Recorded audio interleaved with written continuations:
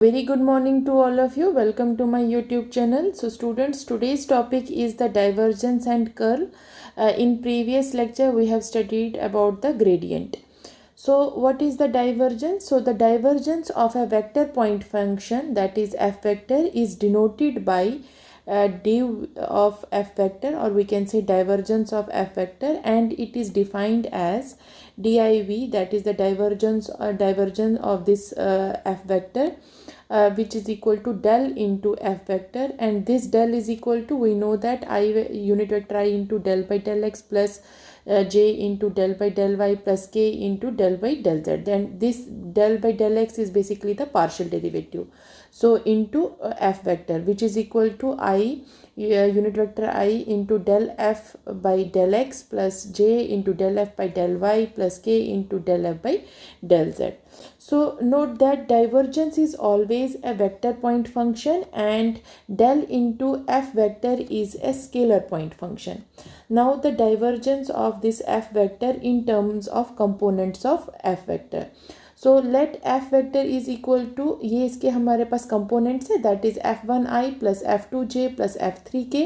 सो अगर हमें इसका डाइवर्जेंस निकालना होगा तो वो किसके इक्वल होगा, that is del into this vector f. So वो किसके इक्वल हो जाएगा, i into del F vector divided by del x plus j की टर्म में होगा del into partial derivative of f vector with respect to y, then partial derivative of f vector with respect to z into unit vector k. So अब जो ये f है, इसमें तो ये इसके कंपोनेंट्स में हमने जो लिख सकते हैं वो किस तरीके से लिखेंगे, f1i plus f2j and f3k.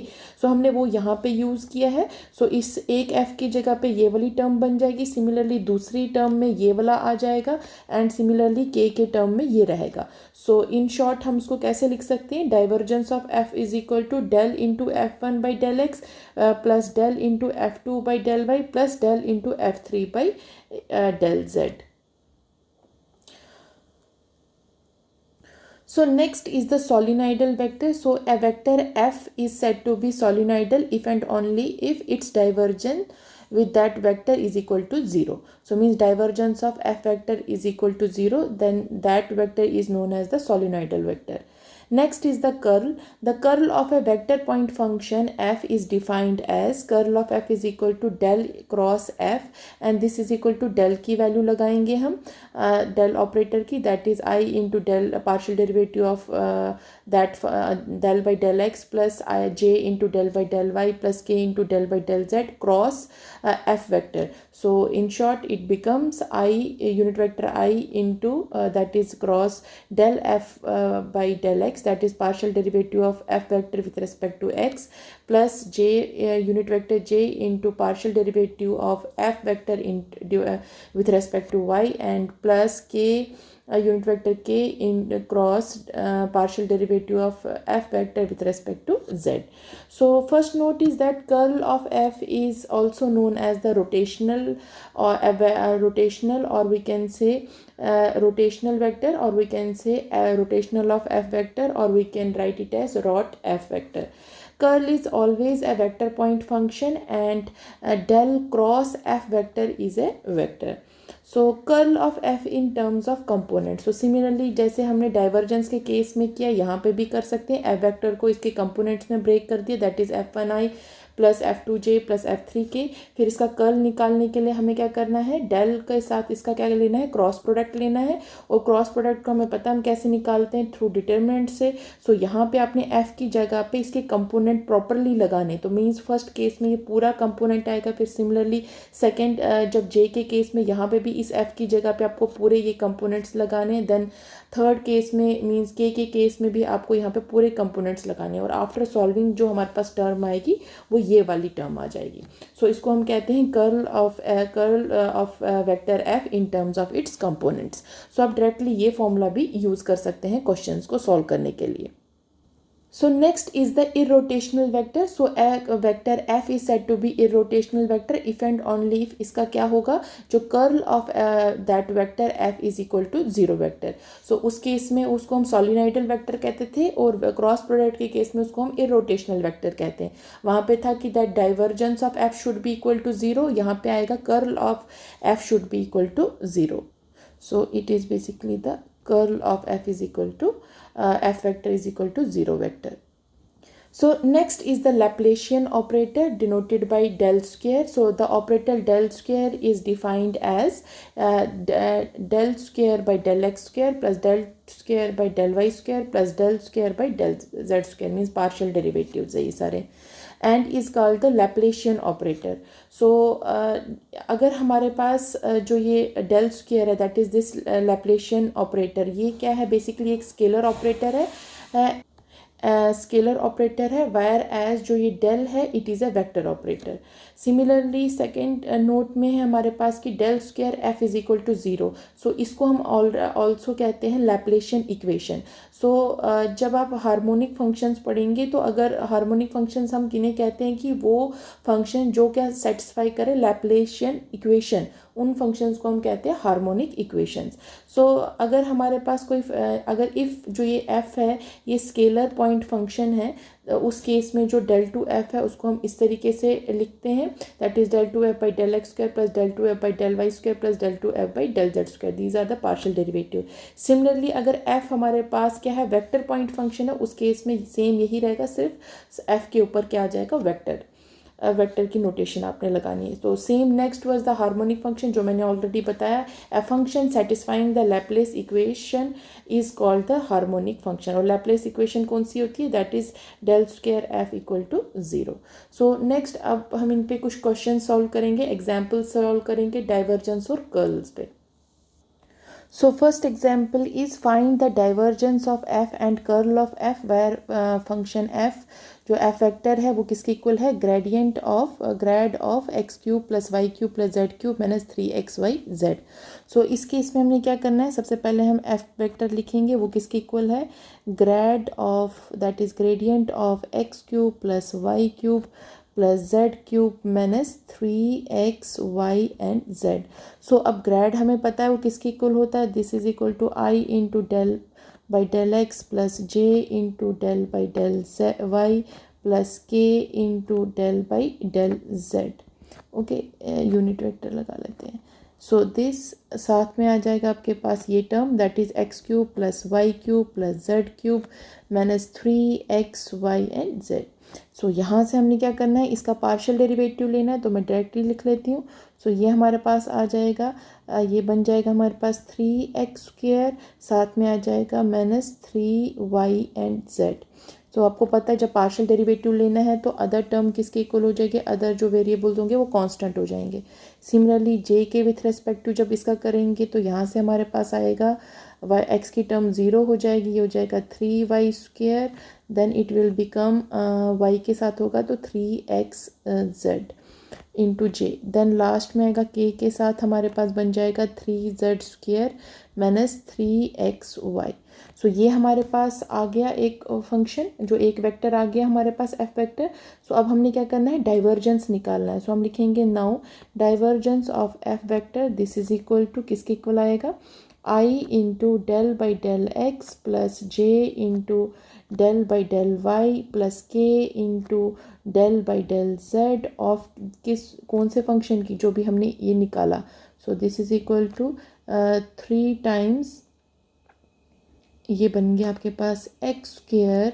सो यहाँ पे देखिए 3 सब में कॉमन है तो हम ले भी सकते हैं उसको बाहर, तो 3x स्क्वेयर ये आ जाएगा साथ में yz into i, then plus 3 times y square minus z x into j vector and last will be 3 times z square minus x y into k vector. So ये हमारे पास आ गया. सो अब हमने क्या करना है, इसका दोबारा से पार्शियल डेरिवेटिव निकालना है. सो ये आ जाएगा हमारे पास 3 times del by del x of ये क्या बन जाएगा x square minus y z का, देन प्लस हो जाएगा del by del y of ये जो 3 है इसको मैं टोटल में बाहर ले लेती हूँ, del by del y of y square minus z x, और last term will be del by del z of z square minus x y. So इसका अब हम पार्शियल डेरिवेटिव निकाल लेते हैं. सो इसका पार्शियल डेरिवेटिव किसके इक्वल आएगा, 3 टाइम्स जब x के साथ करेंगे तो ये बन जाएगा 2x यहाँ पे आ जाएगा। जब y के साथ करेंगे ये बन जाएगा 2y, और z के साथ करेंगे बनेगा 2z, क्योंकि बाकी जो ये टर्म्स हैं वो किसके इक्वल हो जाएंगी, वो 0 के इक्वल हो जाएंगी। सो ये वाली टर्म बन गई। यहाँ से हमारे पास हो जाएगा 2 भी कॉमन लेंगे तो ये 6 times x plus y plus z. So divergence हमारे पास आ गया है। सो अब हमें कर्ल निकालना है, तो कर्ल के लिए लिखेंगे curl of f vector, this is equal to, इसी का कर्ल निकालना है तो हम निकाल सकते हैं। वो किसके इक्वल होता है, दैट विल बिकम, सो ये फ्रॉम, इसको इक्वेशन नंबर 1 रख लेते हैं। सो एफ वेक्टर वो है, तो जब कर्ल ऑफ एफ वेक्टर निकालेंगे वो बन जाएगा आपका, डायरेक्टली मैं डिटर्मिनेंट में लिख देती हूँ, ये होगा i, then it will be j, it will be k, यहाँ पे आ जाएगा आपके पास डेल बाई डेल एक्स, ये आ जाएगा del by del y, this will be del by del z, और साथ में हमारे पास टर्म जो है फर्स्ट इक्वेशन फर्स्ट से देखिए, फर्स्ट टर्म में था 3x² माइनस 3yz। ओके, दूसरे में हमारे पास था यहाँ पे था हमारे पास, हम ऐसा कर लेते हैं 3 को कॉमन ले लेते हैं क्योंकि सब में 3 है, तो यहाँ से ये थोड़ा इजी हो जाएगा और लिखना इसको। So I will write it as x² minus yz। Okay, next will be y² minus xz, last term will be z² minus xy। तो ये हमारे पास टर्म्स आ गई। सो यहाँ से इसको सॉल्व करेंगे, ये बन जाएगा 3 times summation of i vector into, ये हमारे पास आएगा del by del y of z² minus xy, then it will be minus times del by del z of y² minus zx। ठीक है, सो ये भी हमारे पास टर्म्स बन गई है। सो इसको फर्दर सॉल्व करेंगे तो ये हमारे पास बनेगा 3 times summation of i vector, और जब इसके साथ y के साथ करेंगे इसका डिफ्रेंसिएशन पार्शियल डेरिवेटिव, तो ये हमारे पास आ जाएगा माइनस एक्स, और सिमिलरली z के साथ करेंगे तो ये प्लस एक्स आ जाएगा। सो यहाँ से ये टर्म भी 0 हो जाएगी, तो हम डायरेक्टली लिख सकते हैं 3 times summation of i into 0, so which is equal to the 0 vector, which is the answer. Next example is prove that divergence of r unit vector r which is equal to 2 by r। सो इस question को हम कैसे solve करेंगे, हम सबसे पहले लिखेंगे यहाँ पे LHS। सो LHS हमारा क्या है, LHS है हमारा divergence of r। So LHS is equal to divergence of unit vector r. So divergence of unit vector r को किस तरीके से हम लिख सकते हैं, यूनिट वेक्टर आर को हम कैसे लिख सकते हैं, r vector divided by r. So this is equal to divergence of r किसके इक्वल होता है, x i plus y j plus z k divided by r. So this is equal to, यहाँ से हम इसको सॉल्व करते हैं further, ये आ जाएगा हमारे पास डाइवर्जेंस ऑफ, ये बन जाएगा x divided by r into I vector plus y divided by r into j vector plus z divided by r into k vector. सो अब हमें डाइवर्जेंस निकालना है, तो मीन्स इसको फिर अगेन हमें क्या करना है, इसका पार्शियल डेरिवेटिव लेना है। So del by del x of this is equal to x by r, then it will be del by del y of next term is del by del y of y by r and del by del z of z by r। So यहाँ से हम जब इसका partial derivative ले लेंगे with respect to this term, so यहाँ से हमारे पास जो वैल्यू आएगी इट विल बी, सो यहाँ पे हमें लगाना पड़ेगा u बाई v का फॉर्मूला। सो यहाँ से हमारे पास वैल्यू आ जाएगी r into 1 minus x into del r by del x divided by r square, then next term will be r into 1 minus y into del r by del y divided by r square, then third term will be r into 1 minus z into del r by del z whole divided by r square। सो ये हमारे पास terms आ गई। सो अब हम इसको यहाँ पे further इसको simplify कर लेते हैं। ये हो जाएगा r minus x into del r by del x. उसकी वैल्यू कितनी आएगी? Del r by del x की वैल्यू आ जाएगी आपके पास, क्योंकि हमारे पास आप यहाँ से देख सकते हैं कि हमारे पास बेसिकली आर स्क्वेयर किसके इक्वल है? That is equal to x square plus y square plus z square. So यहाँ से two r del r by del x जो होगा वो किसके इक्वल हो जाएगा? 2x से। सो और we can write this implies del r by del x जो होगा वो हो जाएगा x बाई आर के। So on. ये मैंने x के विथ रेस्पेक्ट टू निकाला, फिर अब y के, फिर z के, इस तरीके से।